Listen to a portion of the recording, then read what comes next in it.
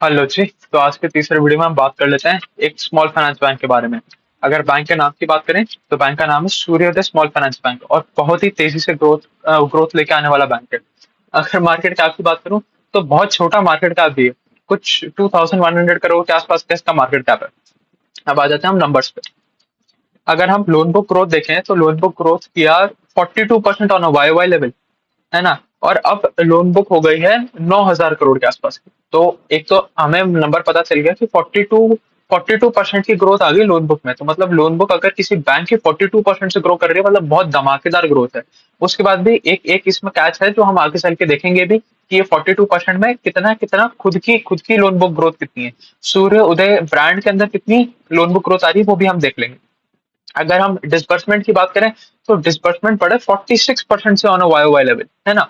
और वही जो डिपॉजिट है, डिपॉजिट बढ़ा 43% से on a Y Y level. तो लोन बुक ग्रोथ आई 42% की, डिपॉजिट ग्रोथ आई 43% की और डिसबर्समेंट आया 46% का।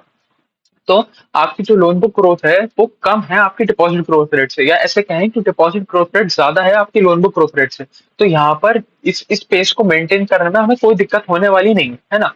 कि क्योंकि आप एक चीज समझो, जितनी तेजी से डिपॉजिट आ रहा है अगर उससे कम तेजी पे लोन जा रहा है तो कोई दिक्कत वाली बात है नहीं। आप उसी लेवरेज रेशो को मेंटेन करते हुए आप अपना लोन बुक साइज और धीरे धीरे धीरे धीरे धीरे धीरे करके बढ़ा सकते हो। तो यहाँ बहुत बेहतरीन चीज ये है कि लोन बुक ग्रोथ के साथ साथ डिपॉजिट ग्रोथ भी आ रहा है जो थोड़ा सा पुश करता है, जो थोड़ा सा ये बताता है कि इस ग्रोथ की लॉन्जेविटी ज्यादा है as compare to other bank जिसमें अभी लोन बुक ग्रोथ तो आ रही है बट डिपॉजिट ग्रोथ उस पेस पे नहीं आ रही है। सेम केस हुआ था एक्सिस बैंक के साथ भी। क्या हुआ था कि वहां पर 2-3 साल तो उन्होंने लोन बुक ग्रोथ खींच लिया, अपना लेवरेज रेशो बढ़ा बढ़ा के, बट जब तक उनकी डिपॉजिट ग्रोथ नहीं आई तब तक उनकी लोन बुक ग्रोथ आई ही नहीं। और जब अभी भी देख रहे हैं जैसे अभी भी उनका डिपॉजिट ग्रोथ 12-13% के आसपास ही है। तो उसने जो 19-20% पे बढ़ने वाली लोन बुक थी उसकी ग्रोथ को नीचे ले जाके 12-13% के आसपास ही ले आया। तो यहाँ पर लोन बुक ग्रोथ भी आ रही है उसके साथ साथ डिपॉजिट ग्रोथ भी आ रही है, तो बहुत ही बेहतरीन बात है ये तो। अगर मैं quarter on quarter level number, अच्छा उससे पहले एक बार हम बात कर लेते हैं कासा की। अब देखो कासा में क्या है, कासा आप जितने भी बैंक्स देखोगे सबका कासा नीचे आ रहा है। बट ये एक एक्सेप्शन है। अब आप देखो, एक तो पहले इतना छोटा सा बैंक है और अभी अभी ये बना है। तो इस वजह से इनका कासा कासा फ्रेंचाइज तो अब ये बनना स्टार्ट हुआ है। अगर इनके कासा रेशो की बात करें तो एक साल पहले इनका कासा रेशो था 15% का। मतलब अगर एक साल पहले आप कासा 15% का था तो मतलब क्या ही बोले, मतलब कोई आपका कासा ब्रांड तो था ही नहीं। बट अब उसको धीरे धीरे धीरे धीरे इंप्रूव करके अभी 17.7% पे लिया है। तो जो आपका डिपॉजिट ग्रोथ रेट आया उसमें भी जो रिटेल कासा फ्रेंचाइज थी वो आई। इस वजह से हमें देखने को मिला कि इनका कासा रेशो इंप्रूव किया। बट अभी भी बहुत ही कम कासा है। आप किसी भी बैंक का, हमने इतने सारे बैंक एनालिसिस कर लिए, आप देखोगे सबसे कम कासा इन्हीं का है। बट इनका इंप्रूव हो रहा है धीरे धीरे, ये लोग कासा फ्रेंचाइज बन रहे हैं। अभी नहीं थे, अब आगे चल के बन रहे हैं। तो अभी करंटली इनका कासा इंप्रूव होकर पहुंच गया है 17.7% के आसपास। अगर हम क्वार्टर ऑन क्वार्टर लेवल पे नंबर देखें क्या हुआ, तो क्वार्टर ऑन क्वार्टर लेवल पे लोन बुक ग्रोथ आया 4.5% का। डिसबर्समेंट डिसबर्समेंट डाउन थे 25% on a quarter on quarter level. तो अब ये वही है कि इसका भी Q1 थोड़ा सा स्लगिश रहता है एज कम्पेयर टू बाकी चारों क्वार्टर, है ना। क्योंकि आप देखो H2 is always always better than H1, क्योंकि H2 में आता है हमारा फेस्टिव सीजन। जब फेस्टिव सीजन आएगा तो बैंक की रिक्वायरमेंट ज्यादा होगी, ज्यादा लोन लिए जाएंगे, ज्यादा एडवांसेस लिए जाएंगे। इस वजह से आपको ग्रोथ रेट भी ज्यादा दिखेगी H2 में, मतलब क्वार्टर 3 और 4 में ज्यादा ग्रोथ रेट दिखेगी as compare to quarter 1 and 2। तो वन वन में तो वैसे ही थोड़ी सी इकोनॉमिक एक्टिविटी डाउन रहती है। इस बार हीट वेव थी, हीट वेव के ऊपर इलेक्शन था, इसकी वजह से भी थोड़ी लोन बुक इफेक्टेड रही। तो इसमें कोई दिक्कत वाली बात नहीं है। अगर बैंक का सीजनली Q1 खराब रहता है तो इसमें भी वही चीज थी, इसीलिए आपको दिखेगा कि डिसबर्समेंट 25% डाउन थे on quarter on quarter level. वहीं अगर डिपॉजिट की बात करें तो डिपॉजिट पेस था 4.6% का। तो अगर आप क्वार्टर ऑन क्वार्टर लेवल पे भी नंबर मैच करने जाओ तो 4.5% का लोन बुक ग्रोथ और 4.6% का डिपॉजिट ग्रोथ, तो यहाँ पर भी कोई दिक्कत वाली बात है नहीं। अगर पैट की बात करें तो पैट बढ़ गया 15% से पूरे पूरे साल भर, है ना। तो वाई वाई लेवल पे पैट पैट वॉज द 15%। अगर हम थोड़ी सी बात कर लें यील्ड्स वगैरह की तो देखो, अब यहाँ पर देखते हैं कहानी क्या हो रही है। अब देखो यील्ड जो है वो ड्रॉप करी 46 बेसिस पॉइंट से on a Y Y level. तो मतलब जिस इंटरेस्ट पे आप लोन दे रहे थे वो ऑलमोस्ट पॉइंट 5% के आसपास डिप कर गया। वहीं आपके वहीं आपका कॉस्ट ऑफ फंड्स जो है, कॉस्ट ऑफ फंड्स बढ़ गया 65 बेसिस पॉइंट से। 65 बेसिस पॉइंट से आपका कॉस्ट ऑफ फंड बढ़ा और आपका यील्ड कम हो गया, तो इसकी वजह से आपको थोड़ा निम्स में कंप्रेशन देखने को मिला। बट ये कोई बहुत ज्यादा कंप्रेशन है ही नहीं, है ही नहीं। अगर हम बात करें 8%, 8% 8 बेसिस पॉइंट्स का डिप आया है क्वार्टर ऑन क्वार्टर लेवल पे, वहीं 5 बेसिस पॉइंट्स का डिप आया on a Y Y level. तो कोई बहुत ज्यादा निम्स में भी इफेक्ट नहीं करा पड़ा जो राइजिंग कॉस्ट ऑफ फंड्स है, क्योंकि हाई इंटरेस्ट रेट एनवायरमेंट है तो कॉस्ट ऑफ फंड्स ऊपर जा रहा है, तो उस कॉस्ट ऑफ फंड का वो कोई बहुत ज्यादा एडवर्स इफेक्ट नहीं पड़ा कि हमारा निम्स एकदम से गिर गया हो। जैसे हमने बहुत सारे बाकी बैंक्स में भी देखा था कि जिनका 4% के ऊपर का निम था वो 3.2 3.3% के आसपास का निम आ गया। ऐसा इनके साथ बिल्कुल भी नहीं हुआ, है ना। इनका निम्स अभी भी मेंटेन्ड है ऑलमोस्ट ऑलमोस्ट, और करीबन करीबन 10% के आसपास, 10% के आसपास है। अगर हम लोन बुक सेगमेंटेशन की बात करें तो 58% लोन्स जो जाते हैं वो जाते हैं जेएलजी की तरफ। जेएलजी क्या होते हैं? Joint lending group. Joint lending group का मतलब क्या हुआ कि छोटे छोटे गांव में एमएसएमई वर्कर्स जो होते हैं, जो एमएसएमई बिजनेसेस होते हैं, उनको इकट्ठा करके एक लोन दे देते हैं। क्या है कि भाई गांव की 3-4 औरतों को मिलाया और वो जो बिजनेस कर रही है उसके लिए उनको लोन दे दिया। तो ये तो हो गए जॉइंट लैंडिंग ग्रुप वाले लोन्स। तो ये जितनी भी माइक्रो फाइनेंस कंपनी है ना वो सब यही काम करते हैं। आप जैसे अरमान फाइनेंस को भी देखोगे तो अरमान फाइनेंस भी क्या करता है, 5-6 लोगों को एक साथ बिठाता है और 5-6 लोगों को एक साथ ही लोन दे देता है। तो इससे क्या है, इनका इनका रिस्क थोड़ा सा मिटिगेट हो जाता है, थोड़ा सा कम हो जाता है। तो हमें पता चला कि बाकी सारे बैंक्स का जिनका सबसे बड़ा पोर्शन होता है रिटेल लोन्स, या वो अपना सबसे बड़ा पोर्शन बनाना चाह रहे होते हैं रिटेल लोन्स में भी हाउसिंग लोन सबसे बड़ा पोर्शन होता है।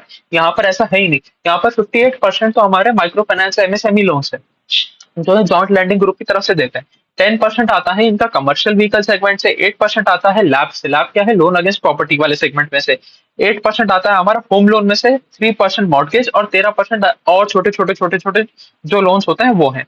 अगर हम इनका रीजनल कॉन्सेंट्रेशन देखें कि कहाँ कहाँ पर प्रेजेंट है, तो 29% तो आते हैं महाराष्ट्र से लोन्स, 27% आता है तमिलनाडु से, 11% उड़ीसा से, 10% गुजरात से, 7% कर्नाटका से, और 9% अदर स्टेट से। इसमें से एक 7% मध्य प्रदेश में से भी आता है। तो इससे हमें क्या पता चलता है कि अभी ये पूरी कंट्री में फैला ही नहीं है, तो स्कोप ऑफ ग्रोथ तो बहुत है, मतलब स्केल करने के लिए बहुत अपॉर्चुनिटी है। कि अभी आप थोड़े बहुत साउथ इंडियन स्टेट्स में हो और अभी आपने थोड़ा सा गुजरात महाराष्ट्र भी एंटर किया, मध्य प्रदेश एंटर किया, थोड़ा middle middle portion of India enter किया, अभी आपके पास स्केल ऑफ अपॉर्चुनिटी तो बहुत है, बहुत है। मतलब अभी आप ईस्टर्न साइड में भी नहीं गए, अब आप पूरा नॉर्थ में भी आपने पेनिट्रेशन नहीं बिठाया। जो राजस्थान वाला स्टेट है, राजस्थान में भी अभी इनकी खासा फ्रेंचाइज नहीं है। तो अभी तो स्कोप ऑफ स्केल बहुत है, क्योंकि अभी आप mainly mainly south Indian state में आपका सारा का सारा कॉन्सेंट्रेशन है। भाई अगर आप ऐसे देखें, अगर आप 29% महाराष्ट्र, 27% तमिलनाडु, अगर यही दो स्टेट्स मिला लो तो मोर देन 50% हो गया, मोर देन 50% हो गया, करीबन करीबन करीबन कितना हो गया, 56% हो गया। तो 56% कॉन्सेंट्रेशन तो आपका दो स्टेट्स में से है, बाकी सारे स्टेट्स मिला के भी 44% ही है। तो आपके पास स्केल ऑफ अपॉर्चुनिटी तो अभी बहुत है। अभी आप पूरी तरीके से फैले नहीं हो। जैसे हम देख रहे हैं कि एसबीआई और एचडीएफसी बैंक हर हर गली नुक्कड़ में पहुंच गए हैं, हर गांव में ऑलमोस्ट पहुंच रहे हैं, पूरा डीप पेनिट्रेशन मार के बैठे हैं। इतना कोई ज्यादा ग्रोथ आ नहीं रहा है इनके साथ, ऐसा नहीं है। इनके पास अभी अपॉर्चुनिटी तो बहुत है। अगर एसेट क्वालिटी की बात करें तो एसेट क्वालिटी में भी इनकी कोई दिक्कत नहीं है। एसेट क्वालिटी का ट्रेंड भी इनका बिल्कुल सही है। Gross NPA net NPA number दोनों क्वार्टर ऑन क्वार्टर और वाई वाई लेवल पे बेसिस पे नीचे ही जा रहे हैं। अगर ग्रॉस एनपीए नंबर की बात करूं तो ग्रॉस एनपीए नंबर इंप्रूव हो गया 3% से 2.7% ऑन वाई वाई लेवल, वहीं 2.8% से 2.7% on quarter on quarter level. अगर नेट एनपीए की नंबर की बात करें तो वो इंप्रूव हुआ 1.6% से 0.4% on Y Y basis and 0.8% से 0.4% on quarter on quarter basis.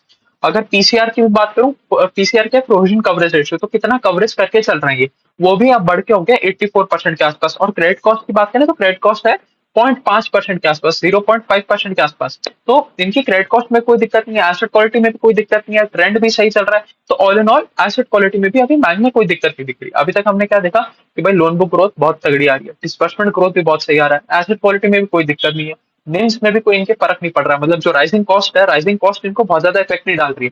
थोड़ा बहुत फर्क डाला है कि 8 बेसिस पॉइंट्स का डिप आ गया या 16 बेसिस पॉइंट्स का डिप आ गया, वो तो छोटा मोटा फर्क है, छोटा मोटा फर्क तो आएगा ही। बट ऐसा कुछ नहीं है कि इनके एकदम से निम्स कंप्रेस हो गए, ऐसा भी कुछ नहीं है।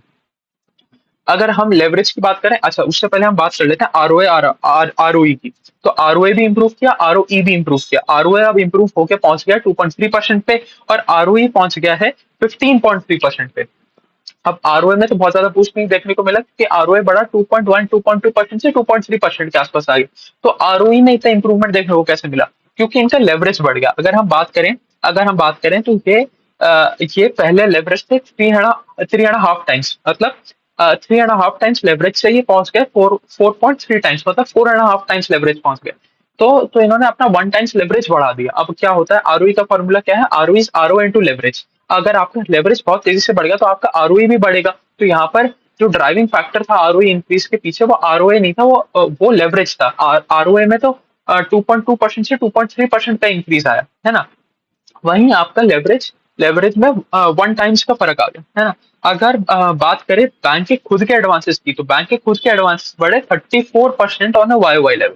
अब हमने पहले देखा था कि भाई पूरा एडवांसेस तो बढ़े 41 42% से, फिर हम कह रहे हैं यहाँ पर 34% से कैसे बढ़े? तो इसके पीछे हमें एक चीज समझनी पड़ेगी, आईबीपीसी लोन्स क्या होते हैं। आईबीपीसी वो लोन्स होते हैं जो थोड़े शॉर्ट टर्म टेन्योर के लोन्स होते हैं। मतलब ये लोन्स होते हैं 80 90 दिन के लोन होते हैं, और ये कोई दूसरा बैंक किसी दूसरे बैंक को बेच देता है। तो ये वो लोन अपनी अपनी बैलेंस शीट में लेके आए, तो उसके पीछे का रिस्क भी ये लोग शेयर करते हैं, और उसके पीछे के जो मार्जिन है वो भी ये लोग शेयर करते हैं। तो ये करीबन 550 करोड़ के आईबीपीसी लोन्स हैं, जो करीबन जिनका टेन्योर होता है करीबन करीबन 90 दिन के आसपास का। तो ये खुद का डिसबर्स किया हुआ लोन नहीं है ना। तो ये किसी दूसरे बैंक के साथ या एनबीएफसी के साथ मिलकर कोलैबोरेशन में दिया हुआ लोन है। ये कोलेंडिंग लोन वाला भी कॉन्सेप्ट नहीं है। वो उस बैंक ने लोन दिया था, उसका उसका मार्जिन और जो भी आपका रिस्क है वो आप उसके साथ बैठ के शेयर कर रहे हो। ये इस तरीके की थोड़ी कहानी है। तो जो खुद इन्होंने सूर्य उदय ब्रांड के अंदर लोन दिया है, वो करीबन बढ़ा है 35% से, मतलब वो भी बहुत अच्छी ग्रोथ रेट है। उसमें भी हमें कोई आगे चल के दिक्कत दिखने वाली बात है नहीं। अगर हम इंटरेस्ट इनकम की बात करें, तो इंटरेस्ट इनकम बढ़ा 36% वाई वाई लेवल पे। वहीं नेट इंटरेस्ट इनकम बढ़ा हमारा 46% ऑन वाई वाई लेवल, और टोटल इनकम बढ़ा 32% ऑन वाई वाई लेवल।